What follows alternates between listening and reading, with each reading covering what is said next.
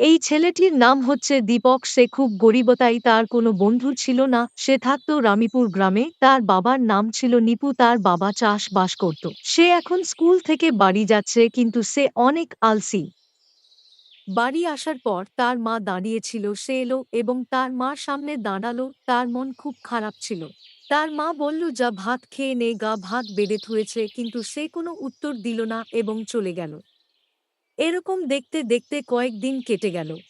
তারপরে একদিন সেই স্কুলে যাচ্ছিল এবং তার একটি ছেলের সাথে দেখা হলো এবং দীপক তাকে জিজ্ঞাসা করল, কে তুমি, তোমার বাড়ি কোথায়, তুমি কি এই গ্রামে নতুন এসেছ? সেই ছেলেটি বলল যে হ্যাঁ, এই গ্রামে আমি নতুন এসেছি। তোমার বাড়ি কি এই গ্রামেই?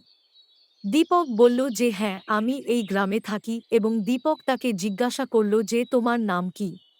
এবং সেই ছেলেটি বলল যে আমার নাম সাহেব।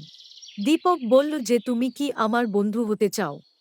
সাহেব বলল যে আমি তো এখানে নতুন এসেছি, আমি কাউকে চিনি না, আমি তোমার হ্যাঁ বন্ধু হতে চাই। তারা দুজনা চলে গেল একসাথে। আজকে দীপক অনেক খুশি ছিল, কারণ যে তার একটাও বন্ধু ছিল না, আজকের সে একটি নতুন বন্ধু পেয়েছে। এবং দীপক আর সাহেব তারা দুজনা সব থেকে প্রিয় বন্ধু হয়ে গেল। তাদের বন্ধুত্ব পুরো গ্রাম অঞ্চলে ছড়িয়ে পড়ল।